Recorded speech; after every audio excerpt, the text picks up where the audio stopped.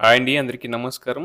ప్రభుత్వ ఉద్యోగ పెన్షనర్ల ఈఎల్‌కు సంబంధించి ఒక ఇంపార్టెంట్ అప్డేట్ అయితే రావడం జరిగిందండి. దీనికి సంబంధించి పూర్తి సమాచారాన్ని అయితే తెలుసుకుందాం. ప్రభుత్వ ఉద్యోగి విధి నిర్వహణలో ప్రమాదం జరిగితే అతనికి అనేక సందేశాలుంటాయి. ఎటువంటి సెలవు మంజూరు చేయొచ్చు? ప్రభుత్వ ఉద్యోగులకు సంబంధించి ప్రత్యేక సెలవు ఉంటుందా? ఉండదా? అన్న అనుమానాలు కూడా ఉంటాయి. అయితే విధి నిర్వహణలో జరిగితేనే కొన్ని ప్రత్యేక సెలవులు ప్రభుత్వ ఉద్యోగులకు వర్తించనున్నాయి. దీంతో పాటు ప్రమాదాల సమయంలో వర్తించే నిబంధనల గురించి స్పష్టమైన ఉత్తర్వులు కూడా ఉన్నాయి.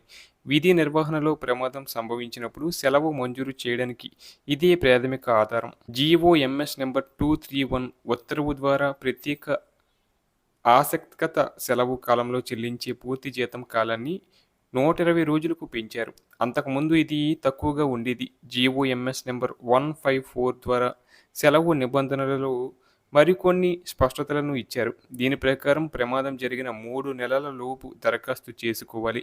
మెడికల్ బోర్డు సర్టిఫికేట్ ఆధారంగా గరిష్టంగా 24 నెలల సెలవులను వేర్వేరు విడతలుగా కూడా వాడుకోవచ్చు. పెన్షనరీ బెనిఫిట్స్ కోసం జీఓఎంఎస్ నంబర్ 313ని విడుదల చేశారు. ఒకవేళ ప్రమాదం కారణంగా ఉద్యోగి శాశ్వతంగా వికలాంగుడై ఉద్యోగానికి పనికిరాడని మెడికల్ బోర్డు తేలిస్తే వారికి ఇన్వాలిడేషన్ పెన్షన్ కల్పించే నిబంధనలు ఇందులో ఉన్నాయి.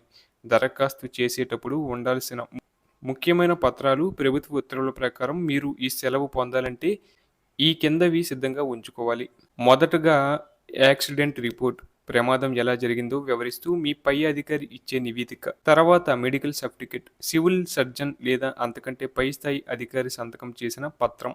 ఆ తర్వాత ఎఫ్ఐఆర్ కాపీ, ఒకవేళ రోడ్డు ప్రమాదం లేదా ఇతర క్రిమినల్ కారణాల వల్ల జరిగితే పోలీస్ రిపోర్టు అవసరం ఉంటుంది. ఇక సెలవు దరఖాస్తు ఎఫ్ఆర్ 83ని ఉటంకిస్తూ ఇచ్చే దరఖాస్తు. దరఖాస్తు ఎలా చేయాలంటే ప్రమాదం జరిగిన 3 నెలల లోపు దీనికి దరఖాస్తు చేసుకోవాలి. ఒకవేళ ఆలస్యమైతే తగిన కారణాలు చూపాల్సి ఉంటుంది. ప్రభుత్వ మెడికల్ బోర్డు లేదా సివిల్ సర్జన్ స్థాయి అధికారి ఇచ్చే ధృవీకరణ పత్రం తప్పనిసరి. ఏ సందర్భంలో ఒకే ప్రమాదానికి గరిష్టంగా 24 నెలల వరకు ఈ సెలవు తీసుకోవచ్చు. మొదటి 120 రోజులు పూర్తి జీతం చెల్లిస్తారు. మిగిలిన కాలం సగం జీతం చెల్లిస్తారు. ఈ సెలవు కాలాన్ని పెన్షన్ మరియు ఇతర సర్వీసు ప్రయోజనాల కోసం డ్యూటీగానే పరిగణిస్తారు. దీనివల్ల ఇంక్రిమెంట్లు ఆగవు. సెలవులను కూడా వినియోగించుకోవచ్చు. మెడికల్ సర్టిఫికేట్ సమర్పించి సగం జీతం సెలవును పూర్తి జీతం సెలవుగా మార్చుకోవచ్చు. నిల్వ ఉన్న అర్జిత సెలవులను వాడుకోవచ్చు. ఏ సెలవులు లేనప్పుడు వేతనం లేని సెలవుగా దీనిని పరిగణిస్తారు. సాధారణంగా గేటెడ్ మరియు నాన్ గేటెడ్ ఉద్యోగులందరికీ ఇది వర్తిస్తుంది.